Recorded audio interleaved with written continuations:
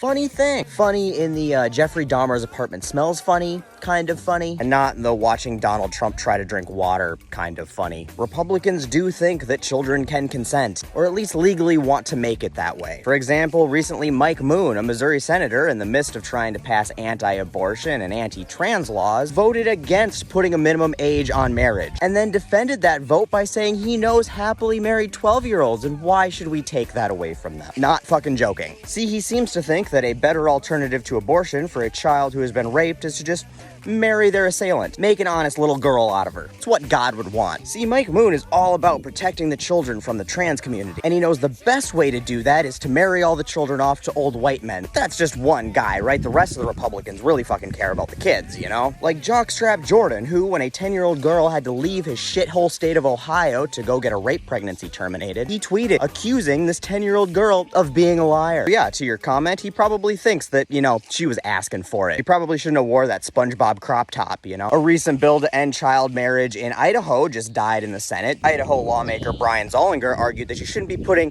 age limits on things like marriage because it's a contract between people and it shouldn't require government approval. Unless, of course, that contract is between, you know, consenting adults who just happen to have the same hardware. You know, gay adults, the government should be able to intercede in that contract between people, but 12-year-old girl, not our business. Oh, and also ignoring the fact that marriage is literally a legal contract with the government, you know, power vested in me by the state of fill in the blank and tax breaks, married filing jointly and all that shit. Tennessee Republicans are currently trying to pass a law that would lift their current age restrictions on marriage. Big surprise that HB 233 is designed to oppress the LGBTQ community by protecting the sanctity of marriage between preteens and boomers. And then we've got the Louisiana Family Forum, a conservative nonprofit who opposes laws trying to ban child marriage in the state of Louisiana, and their stated reasoning, and this is one I personally just fucking love. They're worried about those poor pregnant teens being forced into having a child out of wedlock. Oh, the shame. Let's be clear. They want them to be forced to have the child. They just want them to marry that creepy uncle who went just a little too far with the inappropriate touching before that happens. And, you know, Kansas passing laws that would make it technically legal to inspect little girls' genitals before they play school sports. Well, they're over here worrying about protecting the children from trans kids. About 17,000 child marriages happen every year, and it's an issue that overwhelmingly occurs in Republican-led states. Idaho, Oklahoma, Alabama, Utah, Kentucky, West Virginia, Florida, Texas, Tennessee, Arkansas. They're all states that top the list in highest rates of child marriage. Because that's the thing, is they don't give a single solitary fuck about the children. They care that children can be used as political pawns to justify their oppression, hatred, and bigotry. But when it comes to things that would actually help protect and save children, like universal school lunches and funding education and nutritional benefit programs and housing assistance, universal health care, public transportation, allowing loving, stable, same-sex couples to adopt, letting dreamers stay in the U.S., and separating kids from their parents and putting them in cages because they were born on the wrong side of the border. Free childcare and expanded after-school programs, free pre-K. I cannot think of a single thing that would just directly benefit children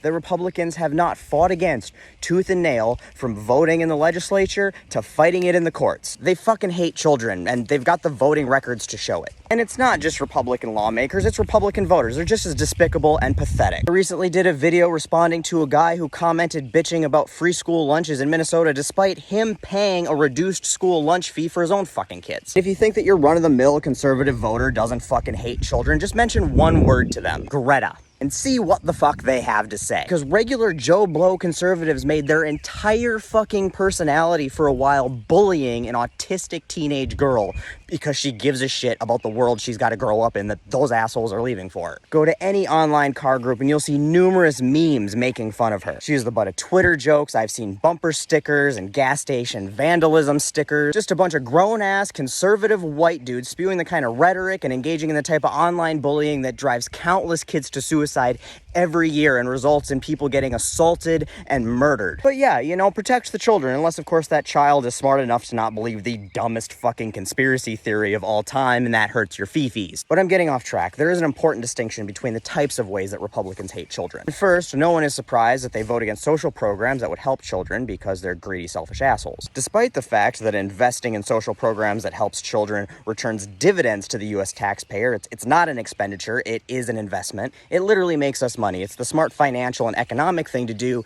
but it would mean that rich people get less welfare, and we can't have that. But voting to allow grown-ass men to marry children, that is a very different motivation. And no matter how much lipstick they put on that pig to try to justify their reasons, the absolutely only reason that makes any logical sense to vote that way is because they themselves either have or have the strong desire to engage in morally, ethically, or legally wrong interactions with women and children. And they desperately want to avoid accountability. It's not that they even give a shit about whether or not a child can consent. They just don't want a child's legal inability to consent to impede their own perverse wants and desires.